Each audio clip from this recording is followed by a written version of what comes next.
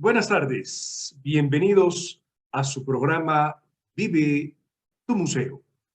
Después de la maravillosa presentación que tuvimos hace unos días de Puerto Colombia, su muelle, su museo, esta tarde les contaremos una sorprendente historia de política, de guerra, de espionaje y de migración protagonizada por el alemán.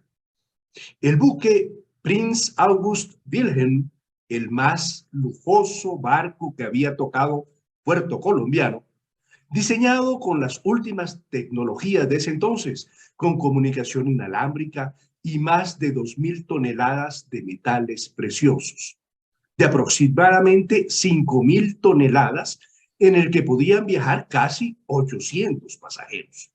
El BAU realizó su viaje inaugural el 26 de mayo de 1903, destinado al transporte de carga y de personas con la ruta de Hamburgo, Nueva York y el Caribe.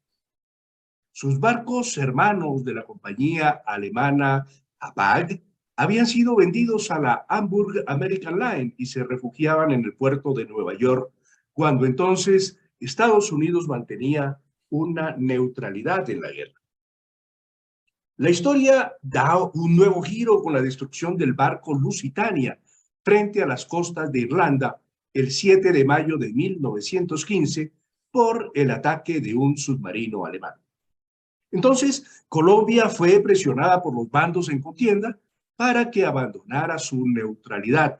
Algo había ahí sobre el canal de Panamá que ya nos contarán. Y los barcos de Inglaterra, de Estados Unidos, de Francia, empezaron a pretender a nuestro alemán.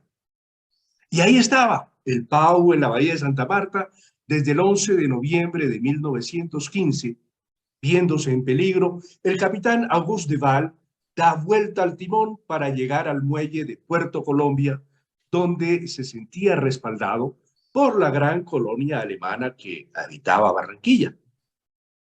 Al enterarse que los estadounidenses habían comprado el barco y que habían llegado a Barranquilla el 21 de abril de 1918, el embajador alemán en Colombia entra en comunicación con el cónsul de la ciudad, llamado Paul Grosser, quien da la orden entonces al capitán de destruir su navío.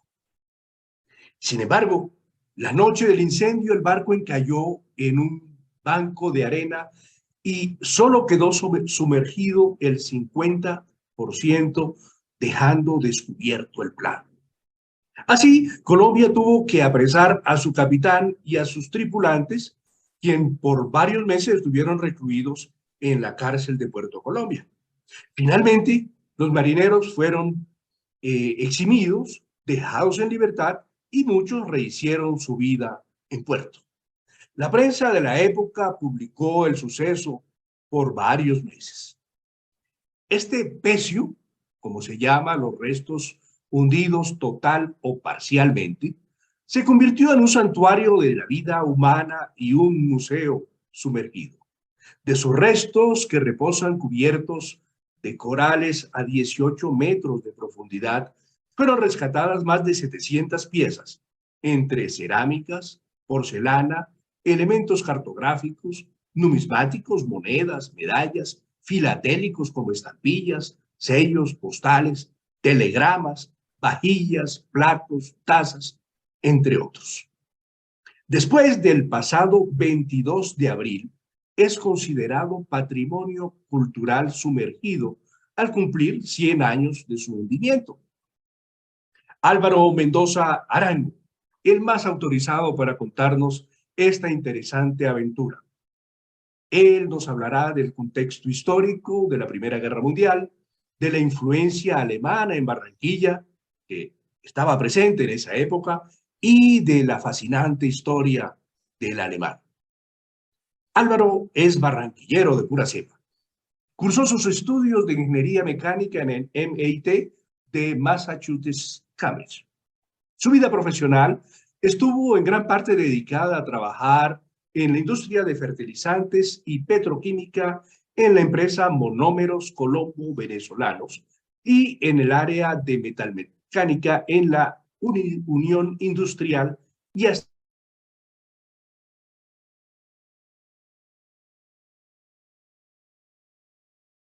Osvaldo, disculpa, apagaste el micrófono sin querer. Por favor, ponle sonido. discúlpame dónde quedé.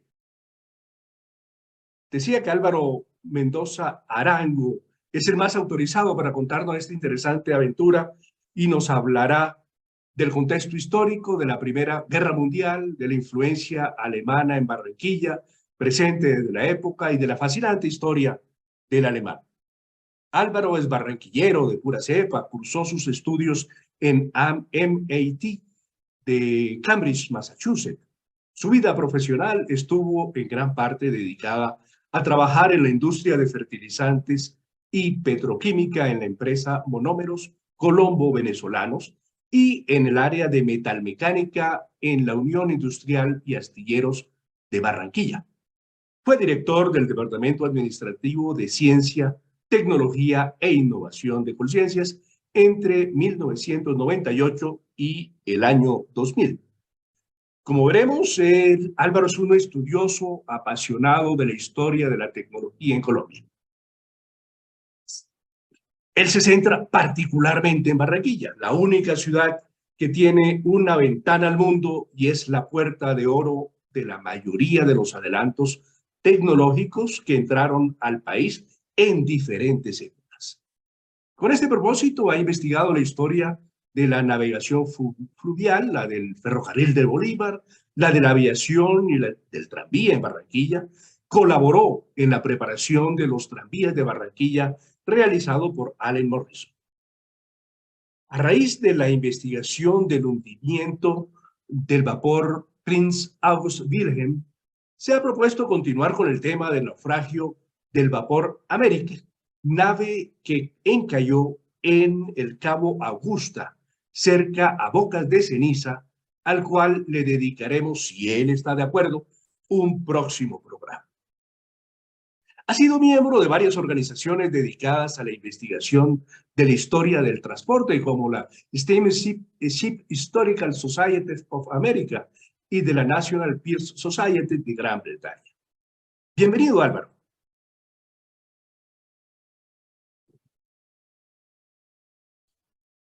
Muchísimas gracias, Osvaldo, por esa introducción. Unas muy buenas tardes a todos, a Iliana, a la doctora Elvira Cuervo y a todos los presentes. Y bueno, me complace poder contarles un poco más sobre la historia de este barco que se conocía como el Alemán y que a través de las investigaciones pudimos tener milimétricamente pudimos tener todo lo que pertinente a él. Álvaro conversará con Elvira Cuervo de Jaramillo, gestora de nuestro programa Vive tu Museo. Elvira ha sido diputada, representante de la Cámara en 1986, ministra de la Cultura en el 2006, directora del Museo Nacional y embajadora de Colombia ante las Naciones Unidas. Bienvenida, Elvira. Es un placer tenerte con nosotros. Muchísimas gracias. Muchísimas gracias, Osvaldo. Un saludo muy especial para Iliana y para Álvaro. Este tema del barco es muy interesante para nosotros los del interior, pero que hemos tenido además una relación muy estrecha con Puerto Colombia. Puerto Colombia no solamente está cerca de la Puerta de Oro de nuestro país, sino es también un hito para la historia, para todas esas tradiciones que tenemos. Y la verdad es que este tema debiera ser divulgado de manera masiva. Tener un museo prácticamente hundido al frente de las costas de Puerto Colombia y seguramente muy cerca del muelle que se trató de reconstruir de alguna forma hace unos años, cuando yo estaba también en la cultura, pero que no se hizo total porque, según hemos oído, el muelle de Puerto Colombia era uno de los más largos del mundo, por cuenta del mar, que tiene ahí una sedimentación seguramente por el río Magdalena. De todas formas, tema interesantísimo y estaremos muy pendientes para interrumpirte, Álvaro, cuando necesitemos mayor aclaración. Claro.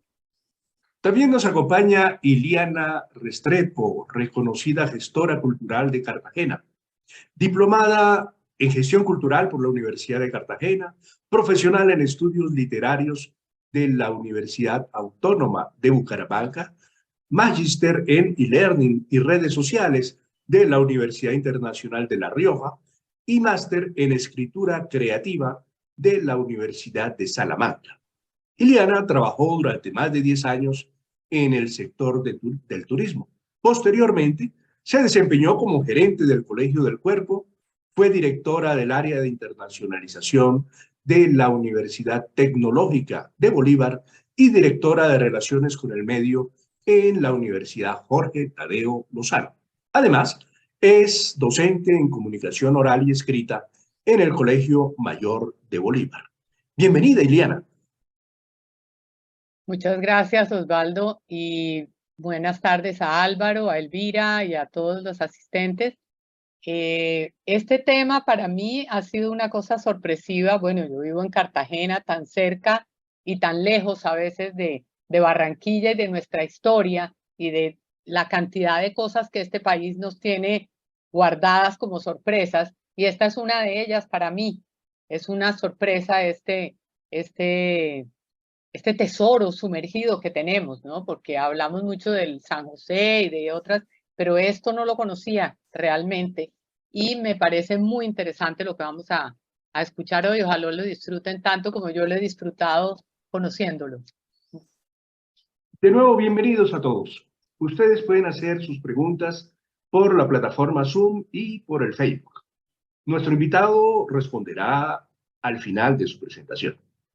Para moderar entonces el encuentro, te damos la palabra, Iliana. Bueno, de nuevo, Álvaro, lo interesante de todo esto es que esto ocupa una época que es muy interesante para toda la navegación del mundo. Es decir, la Primera Guerra Mundial, en ese periodo, durante ese tiempo, se construyeron y se hicieron barcos tan famosos como, por ejemplo, el Titanic, ¿sí? Que fue construido en 1909. Y entonces es en 1909. Entonces es como una misma época en donde empezaron a pensarse los barcos más lujosos y que hacían trayectos no solo de pasajeros, sino también de carga. Entonces lo que vamos a escuchar hoy es también una historia que se remonta al origen de la Primera Guerra, a la entraña de la guerra y a ciertas estrategias de guerra. Porque esto que pasó aquí se puede catalogar clarísimamente como una estrategia de guerra. Entonces, Álvaro, te doy la palabra para que tú nos empieces a contar y seguramente alguna vez, yo le contaba a Álvaro esta tarde cuando estuvimos conversando que la palabra pecio hasta hace 10 años para mí era absolutamente desconocida. Es decir, yo no sabía que un pecio era todo lo que se encontraba cuando había un naufragio de un barco. Entonces, unas personas se dedican a sacar pecios y ese es como un oficio.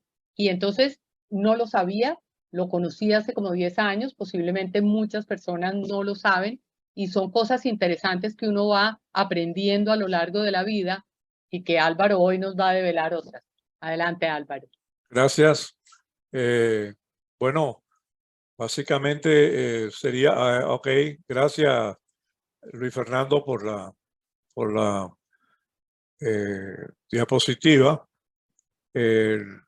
Entonces tenemos que primero que todo, vamos a ponernos en contexto de lo que estaba sucediendo en 1914, que es cuando comienza la Primera Guerra Mundial.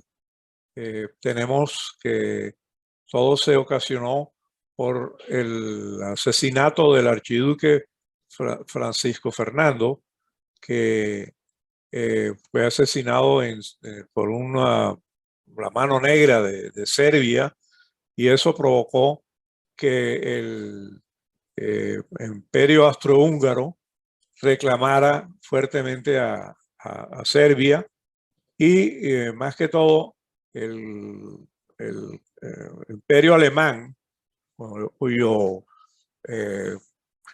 emperador Wilhelm II fue quien dio un cheque en blanco al imperio austrohúngaro para apoyar todos sus movimientos, toda su guerra. Pero había unos convenios internacionales que habían del otro lado, habían todo lo que era lo que se llamaba la Entente, que incluía a Inglaterra, a Francia, a Rusia, ¿no? Y a Bulgaria, a Rumania. Entonces, ahí comienza la Primera Guerra Mundial, y podemos seguir cómo se fue desarrollando esto. Siguiente, por favor. Bueno, como les estaba mencionando, el emperador Kaiser Wilhelm era una persona muy complicada, a raíz de que él había nacido con un hándicap, que era que su brazo izquierdo era prácticamente inmóvil, y entonces él trataba de disimularlo en todas sus fotos, cogiendo una espada o llevando un bastón, etc. Aquí lo vemos en la foto de la izquierda, en su uniforme de gala, y en la derecha, ya después de que él abdicó, cuando vivía en Holanda. Hay una película muy buena que se la recomiendo, que se llama The Exception en inglés, y en español se llama El último beso del Kaiser, que donde lo muestran al Kaiser en su vida de exilio. Siguiente, por favor. Bueno, aquí está el Kaiser y con su familia. Tenía una familia bastante numerosa, que estaba compuesta por varios hijos y una sola, la princesa Princesín. Entre estos, abajo, en la foto de abajo, se ve al príncipe August Wilhelm, a la derecha del emperador del Kaiser. Todos estos príncipes fueron escogidos por la Hapag para ponerle nombre a sus barcos. Habían barcos con cada uno de los nombres de ellos, y muy parecidos al príncipe Wilhelm. La siguiente, por favor. Bueno, en el contexto de la guerra tenemos la neutralidad de Colombia. El presidente durante toda la época fue José Vicente Concha, y él fue estrictamente neutral en Colombia, por el hecho, lógicamente, de la toma del Canal de Panamá por el gobierno americano, pero sobre todo por el señor Teddy Roosevelt, que dijo "I took Panamá", y fue promotor tanto de la separación de Panamá como de tener ahí una zona del canal. Además de esto, pues el presidente Concha superó toda la presión de los Estados Unidos para que se uniera a los aliados. Su ministro de Relaciones Exteriores fue Enrique Laya Herrera, que más tarde sería presidente de Colombia. Siguiente, por favor. Bueno, la historia comienza del lado del escenario donde van a ocurrir todo esto. Comienza en 1871, que es cuando se construye el ferrocarril de Barranquilla, el ferrocarril de Bolívar, que va de Barranquilla a la isla de Sabanilla, a la bahía de Sabanilla. Y entonces los alemanes empiezan a transportar, a llegar barcos porque se comenzó un comercio muy dinámico con la exportación de tabaco a Bremen. Y entonces los alemanes en Barranquilla pidieron al imperio alemán que enviara una corbeta, la corbeta Augusta, para que hiciera un plano de hidrografía de toda la bahía, que es el plano que tenemos a la derecha. Y hay una curiosidad que hemos estado mencionando, es que el barco se le pone un nombre a un cabo, el Cabo Augusta, en honor al barco. Y este Cabo Augusta es famoso porque en él se estrella más adelante el barco Amérique de la francés, donde venía José Asunción Silva, y ahí pierde toda su obra literaria, y algunos pues dicen que de pronto eso incidió en su suicidio. Siguiente, por favor. Bueno, otro personaje que es importante aquí es José Francisco Javier Cisneros.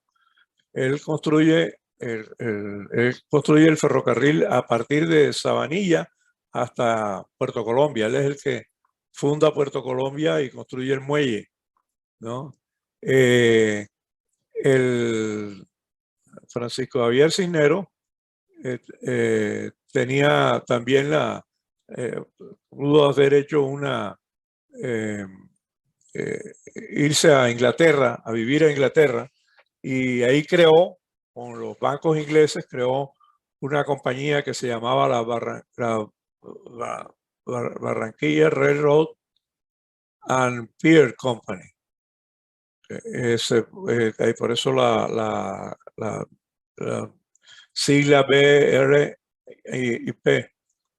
Y era una empresa de Inglaterra y de Colombia. Ahí tenían hasta un escudo con la bandera de Inglaterra, la bandera de Colombia, y tenían pues, mostraba también el muelle de Puerto Colombia. Abajo pues vemos otro plano hecho por el geógrafo Vergara y Velasco, que hizo muchos planos en Colombia, y explica bien cómo era en toda esa serie de ciénagas o de caños que tenía esa región. En la foto de la izquierda pues se puede ver la estación Montoya en Barranquilla, que era parte del ferrocarril, fue lo primero que hicieron, ¿no? El muelle de Puerto Colombia abajo, y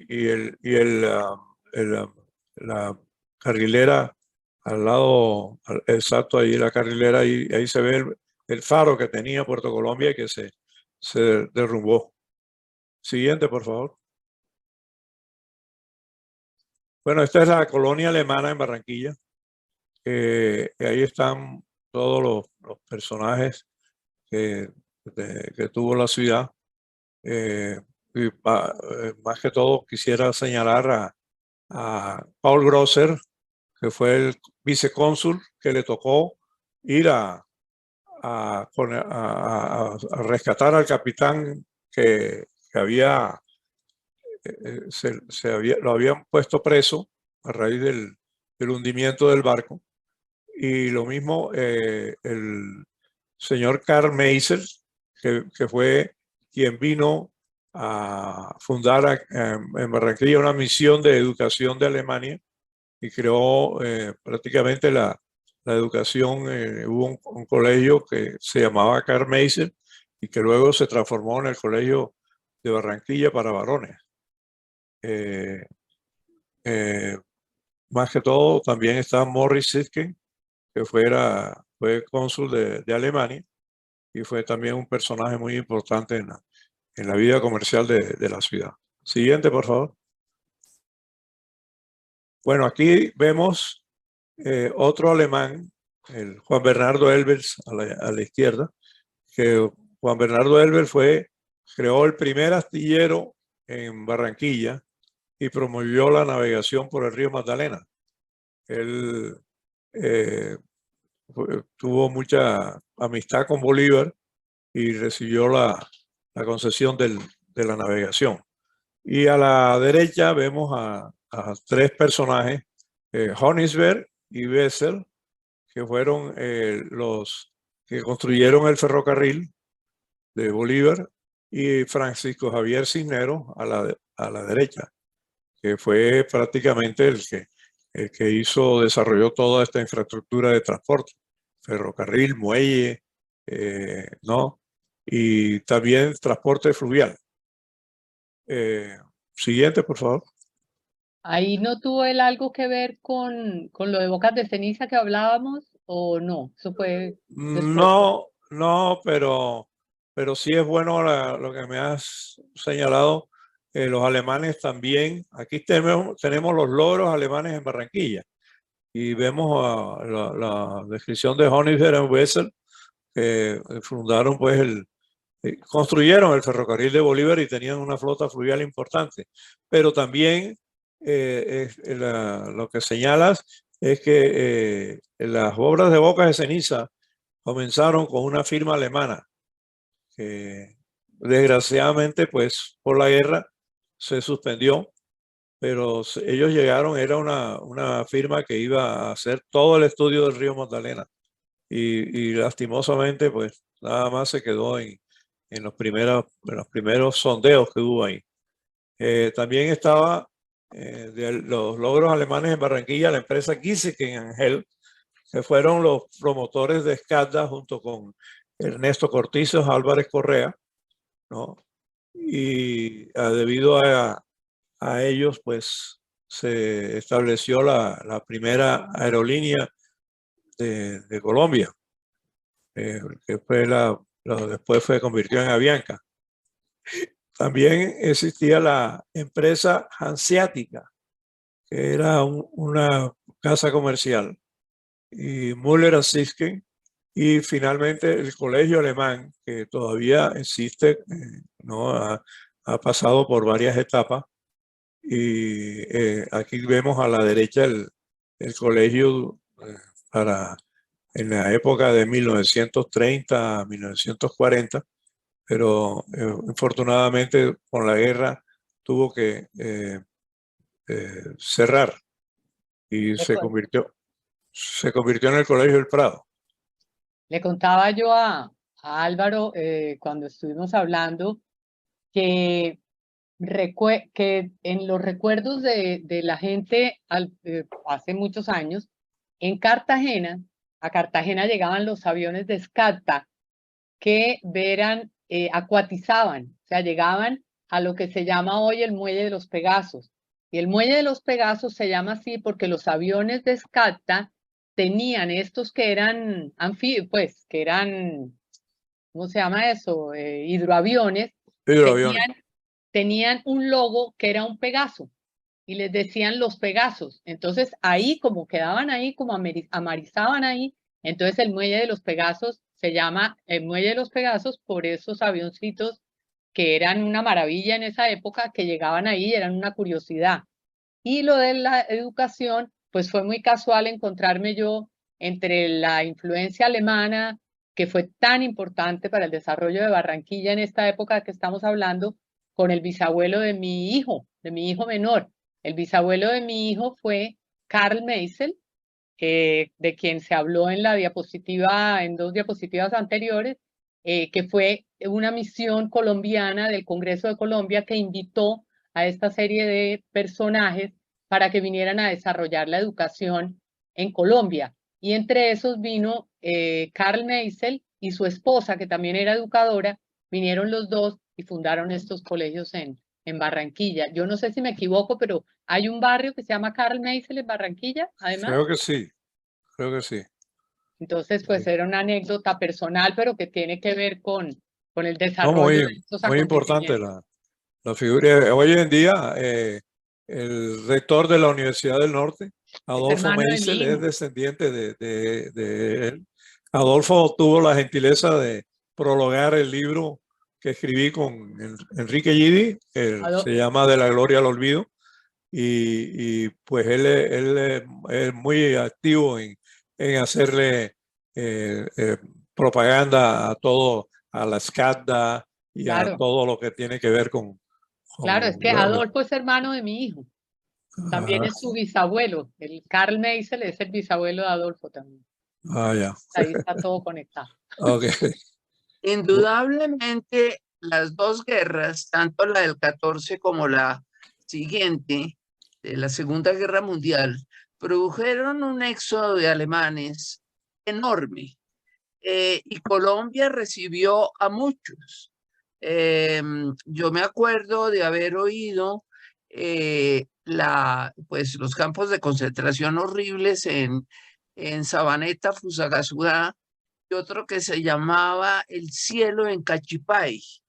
Estos eran en la Segunda Guerra Mundial, pero en la primera fueron recibidos con palmas y victorias todos los alemanes que llegaron, porque era realmente una gente no de la aristocracia, digámoslo, pero sí con un alto sentido de la cultura, de la educación, y se instalaron muchos en Bogotá y sobre todo en la zona cafetera, Manizales y esa zona. Bucaramanga. Y en Bucaramanga, pues nada menos que con las cervezas y bueno, Clausen. y como los Clausen, sí. Y como Bucaramanga también es una ciudad con mucha gente descendiente también de los alemanes de Federman y de todos esos que pasaron por allá con mucha gloria y dejaron mucha gente. Es decir, para concluir, los alemanes han contribuido muchísimo al desarrollo de Colombia. De tal manera que la presencia de ellos ha sido fundamental para nosotros. Muy bien. Bueno, aquí tenemos al fundador director pues de la HAPAC, de la Hamburg America Line, Albert Balling. Él se deprimió mucho con la venta de los barcos, cuando los barcos quedaron todos presos y no podían navegar, o sea, prácticamente se acabó la flota y se suicidó. La otra cosa es que la HAPAC fue prácticamente una de las primeras líneas marítimas que empezó el turismo de placer, vamos a decir. Sin embargo, ellos llevaban pasajeros y carga. Sin embargo, después de la guerra, bueno, siguieron transportando pasajeros y carga, pero no han desarrollado en el día de hoy, no tienen cruceros como tienen las otras empresas que llegan a Cartagena, la Norwegian, etcétera. La siguiente, por favor. Bueno, aquí está el barco que, como Osvaldo lo dijo, un barco hecho con la mayor técnica que podían conseguir los alemanes en esa época, con unos estándares para que la Lloyd de Londres los asegurara, y tenía muchas novedades, como tener cámaras frigoríficas para poder transportar bananos, también tenían su transmisión inalámbrica, y en fin, era un barco que era mucho orgullo en el Caribe. Siguiente, por favor. Aquí está el plano del barco. Es de origen del astillero FSG de Dinamarca. El barco fue construido en Dinamarca y tiene todos los detalles que ojalá que en algún día alguien haga una maqueta del barco bien hecha y la podamos colocar en el museo del Colegio Alemán o en el museo que más adelante hablaremos sobre eso. Siguiente. El barco lo construyen en 1903 y entonces de 1903 a 1914 el barco viaja llevando a muchos, viajaba desde el puerto español de La Coruña hasta La Habana, llevando a muchos españoles que emigraban de España, porque España después de la guerra con Estados Unidos prácticamente quedó en la ruina mucha gente, y entonces vinieron a Cuba, a vivir en Cuba y en México. Y entonces el barco era era preferido por muchos españoles. Bueno, aquí siguiente estamos hablando de que la ruta turística del barco también transportaba carga y que viajaban como 700 pasajeros, 80 de ellos en primera clase. Siguiente, por favor. Aquí están los interiores del barco. A la derecha arriba está el comedor de primera clase y a la izquierda están lo que es los pasillos que dan contiguo al comedor. Ahí había un piano para entretener a la gente, a los pasajeros. Y en la parte de abajo se ve la cámara de las damas, para las damas que tenían su arreglo especial. Y a la derecha tenían lo que es la chambre de fumée, o sea, la cámara para fumar sus habanos una vez se cenaba o se pasaba del comedor a la cámara para los caballeros. Siguiente, por favor. Bueno, estos son varias partes del barco. Vemos los pasillos por donde podían pasear los pasajeros, ¿no? La cubierta superior para poder ver el paisaje. Y a la derecha hay un camarote de primera clase especial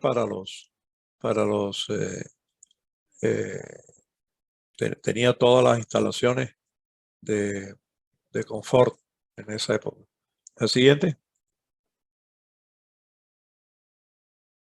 Bueno, la historia del barco es que ellos venían, salió de Nueva York hacia Jamaica, era el primer destino. Pero en el curso del viaje se comienza la Primera Guerra Mundial y se le avisa al barco que no puede, que se ha declarado la guerra y que tiene que buscar un puerto neutral. El capitán de ese entonces decide ir a Santa Marta, que era un puerto de un país neutral, y por eso llega a Santa Marta y en Santa Marta permanece casi un año. Aquí tenemos varias fotos de Santa Marta, el transporte de banano, un barco de la Jápac en el puerto de Santa Marta, y abajo, muy importante, esta antena, la antena de la United Fruit Company, era una antena súper poderosa, y resulta que esa antena transmitía todo lo que pasaba en el puerto de Santa Marta al comando de naval de Washington. O sea, ellos transmitían, decían pues si el barco, qué pasaba sobre todo en el Prince Albert Wilhelm, porque el miedo era de que el barco se escapara y fuera de nuevo a Alemania para ser armado como un crucero de guerra, como había sido con otros barcos. A la derecha abajo se ve la estación de telefonía inalámbrica que tenía el barco y que servía pues para tener comunicación con Alemania y con todo el mundo. Gracias. ¿Qué pasó? ¿Qué ¿Aló? pasó, Luis? Pero se fue la pantalla. ¿Se fue la pantalla? Sí. Luis ¿Aló? Fernando, ya. Pronto se lee. Ah, ok. Listo. La siguiente, por favor. Bueno, esta es la última foto del barco. Esto ya alguien la tenía en Puerto Colombia. Y entonces ahí está la historia del Prince Ajú Virgen cuando salió de la bahía de Santa Marta a la bahía de Sabanilla, el 11 de noviembre de 1915. Entonces el barco audazmente, en medio de una tormenta, se aprovecha la tormenta para escaparse y resulta que tenía un buque de la Armada Británica siguiéndolo y tuvo que venir a toda máquina bordeando hasta llegar a Puerto Colombia. Y entonces ahora hablaremos enseguida sobre cuando llega la US Shipping Board y la autodestrucción del barco el 22 de abril de 1918. Siguiente, por favor. Bueno, esto es muy importante. Este es el Lusitania, ¿no? Ahorita que hablaba, creo que Iliana hablaba del Titanic. Este también era un barco de la categoría del Titanic. O sea, era un barco británico, de la Cunard, y lo que decía era muy adecuado. Había una competencia entre los transatlánticos, había quien navegaba más rápido, quien hacía el viaje de Le Havre a Nueva York en menos tiempo. Y este barco fue hundido por un submarino alemán cerca de la costa de Irlanda, y esto provocó pues una cuestión muy grave, porque ahí murieron como 700 personas, pero 128 de ellas eran estadounidenses. Sin embargo, Estados Unidos no entró a la guerra en ese momento, porque el presidente de los Estados Unidos, Woodrow Wilson, era muy neutral. Esto también, como hablábamos ahora de las películas, hay una película de Lusitania que es muy interesante. Siguiente. Sí, es una película del 2007 Correcto. que cuenta la historia del hundimiento de Lusitania contada desde el punto de vista de un pasajero. Se llama Lusitania, Murder of the Atlantic, o sea, el asesinato en el Atlántico. Sí. Entonces parece que es muy interesante. Yo no me la he visto, pero es muy interesante, la recomiendo. Investigando. Sí. Ahí sale tanto la versión de los británicos como la versión del capitán del submarino. Dice que está contada desde la visión de uno de los pasajeros. Entonces, sí, vale la pena. Sí, correcto. Bueno, no solamente el hundimiento de Lusitania fue lo que provocó la entrada de los Estados Unidos a la guerra, sino también una cuestión que se llama el telegrama Zimmermann, por honor al ministro canciller de Alemania en 1917. Esto fue un telegrama que enviaron de Alemania a México para que entraran en la guerra, tratando de recuperar todos los territorios que había tomado Estados Unidos en la guerra con México. Pero sin embargo, los británicos pudieron descifrar el mensaje y se lo dieron a Washington. Entonces aquí a la derecha tienen ustedes la reunión en el Congreso donde deciden que sí van a apoyar a los aliados y Estados Unidos entra en la guerra. Siguiente, por favor. Bueno, como venía ahorita hablando, al entrar en la guerra los Estados Unidos, se necesitaba una gran cantidad de barcos para llevar todos los pertrechos al teatro de guerra de Europa. Por cada tonelada, por cada soldado, hay una relación como de 4 toneladas de pertrechos, municiones, comida, etcétera. Y entonces para eso se necesitaban barcos. Por eso entonces los Estados Unidos crea la United States Shipping Board. Es una agencia de los Estados Unidos que se encargaba de comprar los barcos en puertos neutrales en todo el mundo. No solo de la JAPAC, sino de cualquier Naviera. línea, cualquier marina. Pero entonces aquí tenemos algo interesante, que durante esa época en Barranquilla pues, había 2 cónsules, el cónsul y el vicecónsul. El cónsul Isaac Manning aprovechan esta oportunidad para desarrollar el comercio de Colombia con Estados Unidos. Y se crea ahí la Cámara de Comercio Colombo-Americana, que todavía hoy existe. Esa fue la primera cámara que hubo en Colombia en este sentido. Y el señor Julio Freund, que fue vicecónsul, y la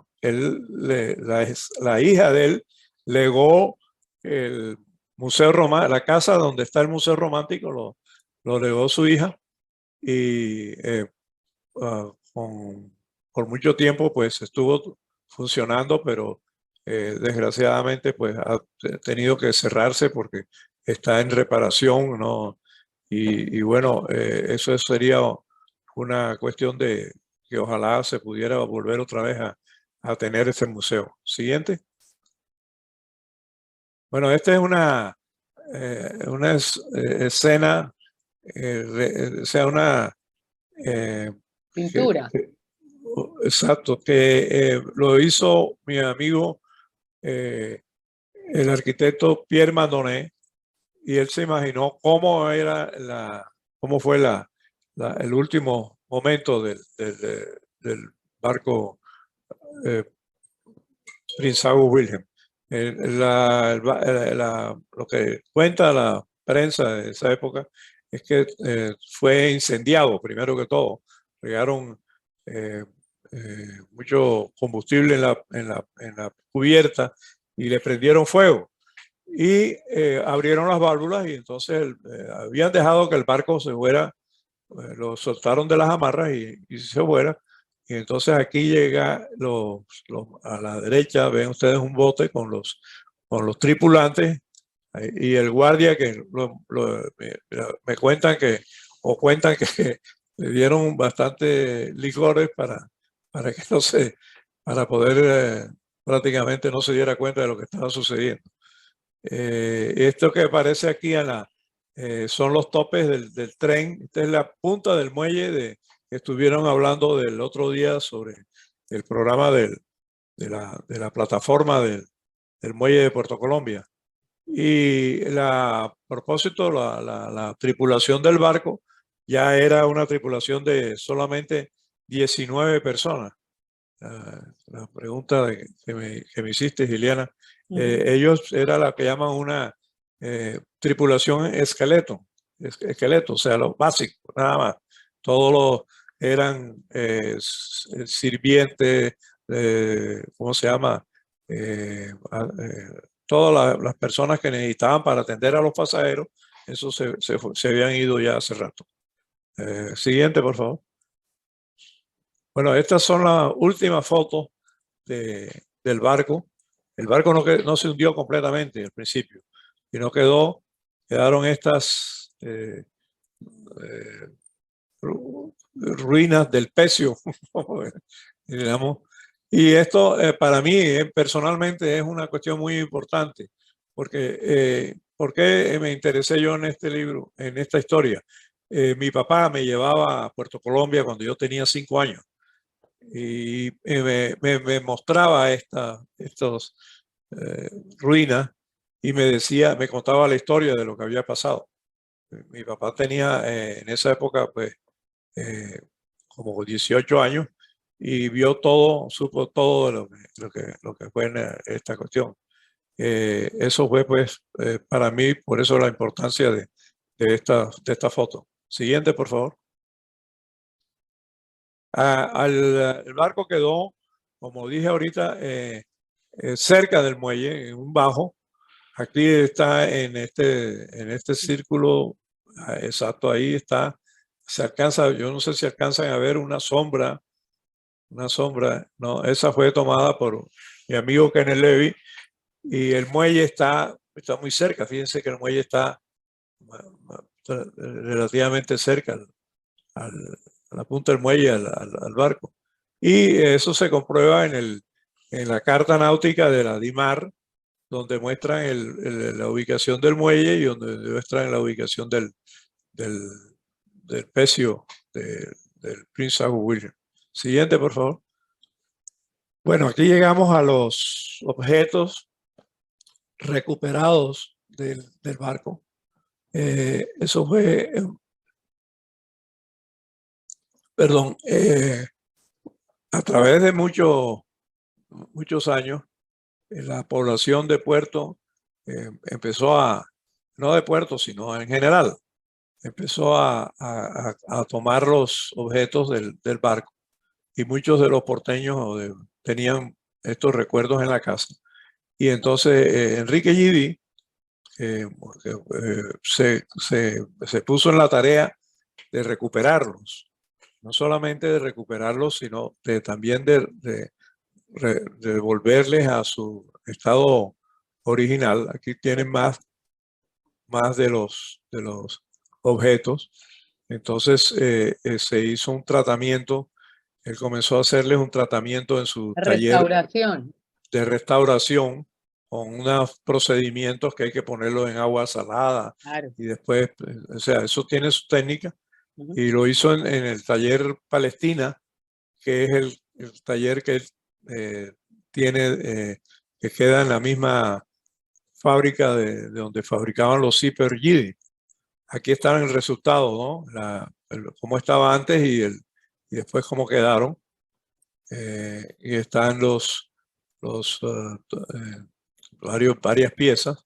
Todo eso lo adquirió Enrique, y eso es lo que dio base al museo del barco, que es aquí tiene más de esto. Esto todo dio base al museo que queda en el Colegio Alemán, la Fundación Colombo Alemana hizo un museo en el Colombo Alemán, en el Colegio Alemán. Aquí tienen el museo ya. Estas son las piezas desplegadas en el museo. Y no solamente eso, sino que también siguieron la tradición de restaurar las piezas. En la siguiente, creo que en la siguiente diapositiva, aquí están los estudiantes del Colegio Alemán recuperando las piezas, porque aprendieron esta técnica. Y están la exhibición de las piezas en el museo. Siguiente. Bueno, otra cuestión fue la ecología, el ecosistema que se creó en el barco. Y es sorprendente cómo a través de los años se fue creando ahí una vida marina muy, muy interesante. Como podemos ver en la siguiente diapositiva. Barco de coral precioso. Sí, correcto. Eso inclusive, pues, algunos, creo que la Armada colombiana también hizo lo mismo, hundiendo un barco ya descartado para crear vida artificial, vida marina, en un barco. Creo que lo hundieron por la isla de Rosario. Esta es otra. Sí. Otra. Hay muchos arrecifes coralinos que se crean a partir de este tipo. Correcto. Ajá. De basura marina, digámoslo de alguna manera, para decirlo feo, pero Porque No, sí, porque a veces se hace con llantas, por ejemplo. creo que lo hizo también en la Texas o Promigas, no sé ahora cuál, en La Guajira, hicieron esto también. Hundieron un barco para crear una vida marina en eso. Se crean arrecifes. Ujú. Crean arrecifes, correcto. Bueno, esta foto muestra que no solamente el lago Wilhelm fue una excepción en esto, sino que era una costumbre de muchas marinas del mundo, pero especialmente la marina alemana lo hizo, fue que autodestruían los barcos en dado caso, por ejemplo, aquí arriba a la izquierda está el Graf Spee, que se hundió, lo autodestruyeron en Montevideo en 1939. Ya esto fue en la Segunda Guerra Mundial.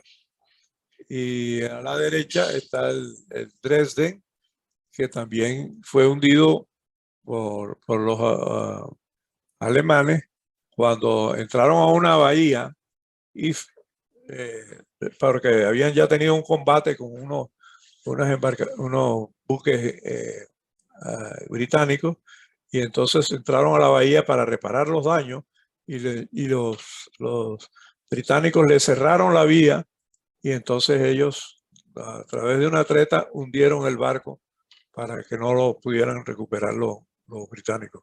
Y también pasó en la Segunda Guerra Mundial en la isla de Aruba, destruyeron la Antilla, también eso. Y lo más importante, lo más impactante de todo fue el hundimiento de la flota alemana en Scapa Flow en 1919, cuando se firma el Tratado de Versalles, que prácticamente decía que los barcos, la flota alemana debía entregarse a Francia y a Inglaterra.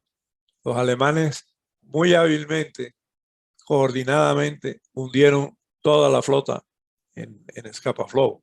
Eso fue un hecho muy, muy diciente de cómo se sentían ellos. Siguiente, por favor.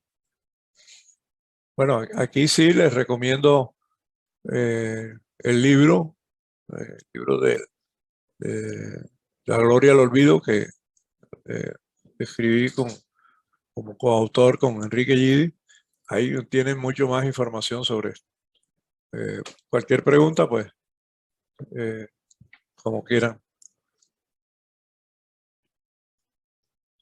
Elvirita, ¿quieres?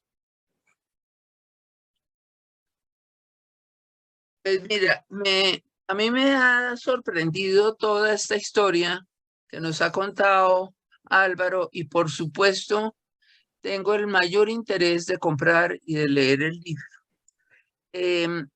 Hay varias cosas que me parecen que son importantes, y es que como Puerto Colombia ya tiene un museo, que Hortensia lo ha hecho con mucho esfuerzo, pienso que algunas de las piezas, no todas, pero sí una muestra de lo que se ha encontrado en el barco debiera estar en Puerto Colombia.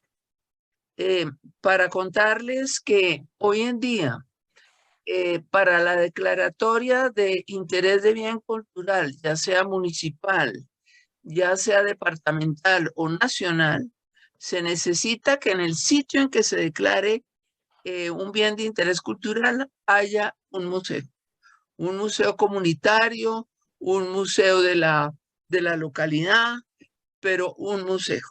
Eso a mí me parece maravilloso, porque en un país como el nuestro, que tenemos una memoria tan corta y que además no sabemos mucho de historia, el poner como condición para que un municipio sea declarado bien de interés cultural, tiene que tener un museo. Yo le solicitaría al grupo que tiene interés en Puerto Colombia y en su desarrollo, que además me ha impresionado cómo está de bien, pudieran solicitar algunas piezas del barco hundido. De tal manera que dejo esa propuesta en el aire para ver quién la agarra. Bueno, yo quisiera aprovechar, hablando de esto, de Hortensia Sánchez. Sí, Hortensia es la fundadora de de la Fundación Puerto Colombia, que afortunadamente la fundación tiene como dato la estación del ferrocarril de Bolívar. Y Hortensia ha logrado crear esta fundación muy importante, y ella fue la que prácticamente me impulsó a hablar más sobre el barco, a buscar más historias sobre el barco. Ella oía que todo el mundo le decía que allí había un pecio que se llamaba el alemán, pero ella no sabía los detalles. Y Hortensia entonces desarrolló eso, y ella tiene un proyecto que se llama el MIN, creo que es una cuestión de la memoria histórica de Puerto Colombia, y tiene un proyecto pues que inclusive ha llegado a la fase de diseño usando la estación del ferrocarril de Bolívar. Lógicamente ahí pudiera quedar todo lo del barco, o todavía más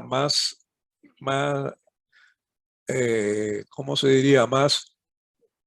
Eh, más valioso, más significativo, sería que el edificio que se llama Alcaldía Municipal, que existe en Puerto Colombia, yo no sé qué están haciendo con ello, que ahí se pusiera el museo, ¿no? Pero no sé, la alcaldía de Puerto no ha respondido en este sentido. En todo caso, sí es muy interesante la propuesta. Lo que habría que hablar es con el Colegio Alemán, con la fundación del Colegio Alemán, porque, bueno, no sé si ellos estarían. Esto fue también una contribución de Carlos Lindemeyer. Carlos Lindemeyer, que fue también descendiente de alemanes, es descendiente de alemanes. Él obtuvo que Gidi le cediera todos los objetos que tenía, y en base de estos objetos fue que se creó el museo allá. Lo mismo que también creó el Museo de Skadda. En el Colegio Alemán está el Museo de el Prinz August Wilhelm, y al lado está el Museo de Skadda.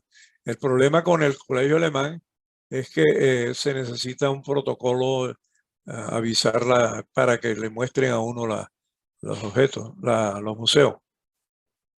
Sí, yo creo, Álvaro y Liana, que estas cosas deben ser públicas, que puedan tener una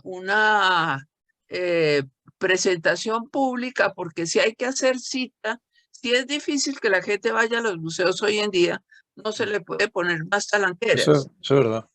De tal manera que yo les propongo, y si algo podemos hacer con el Colegio Alemán, cuente conmigo. Sí. Ok. Exacto. Muy bien.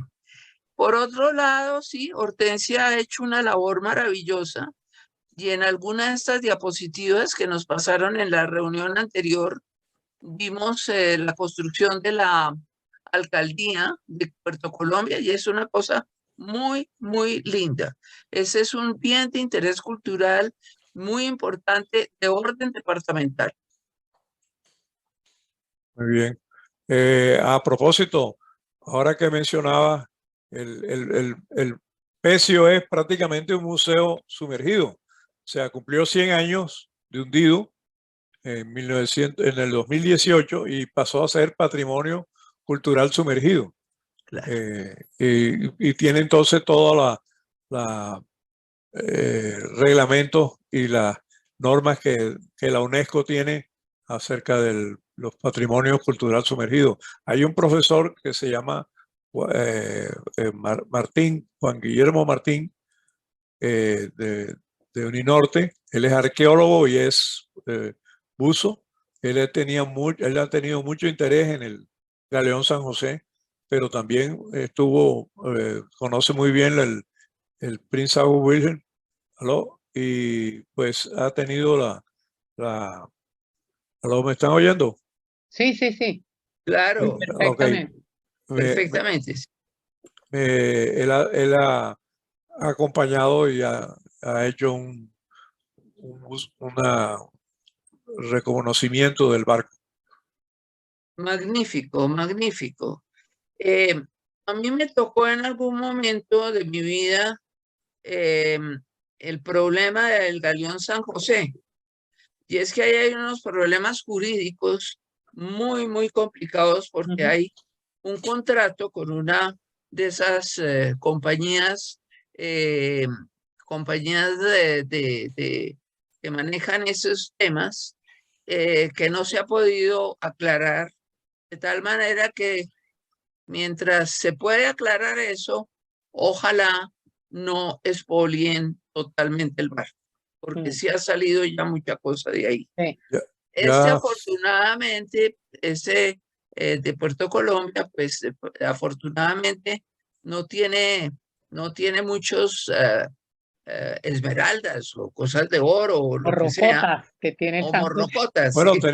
tenía muchos metales valiosos, vamos a decir, mucho cobre, mucho, y eso pues prácticamente ya eso desapareció. No. Lastimosamente, pues el país ha cambiado mucho por la humanidad, yo diría, porque antes no sé, usted sabe mejor, los bienes culturales no se apreciaban. Barranquilla tenían, o sea, tumbaron mansiones que eran lujosísimas. Dínoslo a nosotros aquí en Cartagena, lo que hemos tenido que No, ver. Correcto. no, no, Y no. entonces eso ha sido un problema de la actitud del país, ¿no? En Europa y en Estados Unidos también han tenido el problema, pero allá, sobre todo en Europa, han tratado de preservar los castillos y las mansiones. Sí, aquí hemos sido un poco descuidados o un mucho descuidados con las cuestiones patrimoniales y cuidarlas y restaurarlas y todo eso es muy, muy difícil. De tal manera, pero sí, yo creo que se unen esfuerzos, se puede lograr algo. Sí. Muy bien. Por Pues otro lado, a mí me muchas pareció interesantísimo, Elvira, el tema de eso de hundir los barcos como estrategia de guerra, para no permitir que el enemigo se quede con el barco. Pero por otro lado, también como Blas de Lezo, que hundió sus propios, le contaba yo hoy, hundió sus propios barcos para no dejar entrar a Vernon, a Cartagena. Teniendo 6 barcos, hundió 4 y al final hundió todos para que los barcos de la Marina, de la Gran Armada Francesa, inglesa, no pudieran entrar, británica. Y es esto, es decir, prefiero sacrificar lo mío con tal de... Había toda una cosa como un altruismo y una cosa impresionante que ya no se ve tanto, ¿no? ya no se ve tanto. Mira, y a propósito de esa historia de Blas de Lezo, las monedas que acuñó Vernon para ya hacerla circular en Cartagena están en el Museo Nacional. Y esa es una historia que se le cuenta a los colegios y a los niños y quedan sorprendidos que un ciego, cojo y manco hubiera defendido la ciudad. Medio hombre, decía. Medio hombre hubiera defendido la ciudad de esa manera. Un Haberle hombre ganado admirable. a la Armada Británica, es que eso es casi inverosímil. Inverosímil, sí. Hay cosas maravillosas de la historia de Colombia. Sí. Bueno, pues Álvaro, por mi parte, mil y mil gracias. Y no saldré, pero voy a pedirlo por... ¿El libro estará en la Librería Nacional? No, tuvo un tiempo, pero no sé, el libro...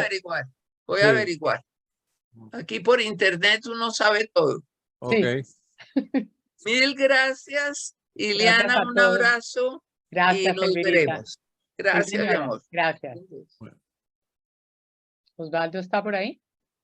Álvaro, este barco traía todo el correo internacional, cartas y postales. Parece que Sí. tenía un negocio de estampillas y que hubo Sí, una había, estampilla. o sea, sí, el correo antes no, como no había, la única manera era enviarlo por los barcos que viajaban entre las diferentes ciudades, ¿no? Entonces, cuando se mandaba una carta, se le ponía el sello del barco y entonces ya el barco estaba funcionando ahí como digamos, oficialmente tenía un contrato de correo, vamos a decir, y los entregaba en la ciudad de destino. Es lo mismo después que con la aviación también la Escata tenía un contrato de correo, es la misma cosa. Y sí, por eso hay estampillas y hay sobres del barco con el, el, el matasello de Prince Albert William. Muchas gracias. Parece que en el libro de la Gloria al Olvido hay una anécdota de un asesinato en el barco. Bueno, no sé, ahora no recuerdo, quizá sí hubo algo en Jamaica, creo. El barco tenía muchas preferencias en Jamaica y creo que ahí a raíz de eso hubo algo que sucedió en ese sentido. Bueno, muchas gracias Álvaro por compartir con nosotros tus conocimientos, tu investigación y sobre todo tu pasión. Gracias, muchas gracias a todos. Te transmito las felicitaciones de todos, de toda la audiencia. Ay, nos dicen que de dónde se puede comprar el libro. Bueno, en el museo, en la Fundación Puerto Colombia, creo que tienen algo del libro. Y también en el museo del Colegio Alemán. En ambos sitios pueden conseguirse.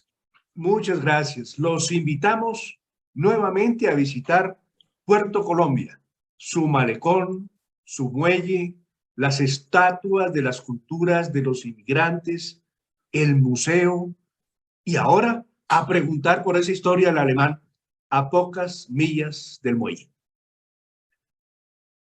Muchas gracias a los amigos y colaboradores que hicieron posible este maravilloso conversatorio. Los invitamos a un próximo programa dedicado a nuestros museos y a nuestras culturas. Agendémonos para el mes entrante. Les tendremos una grata sorpresa. En el entretanto, nos damos cita en nuestras redes sociales www.festivalinternacionaldehistoria.com, en Facebook y en YouTube, donde quedará grabado nuestro encuentro de esta noche. Muchas gracias a todos. Vive tu museo. Abrázalo. Gracias. Muy buenas noches a todos. Buenas noches.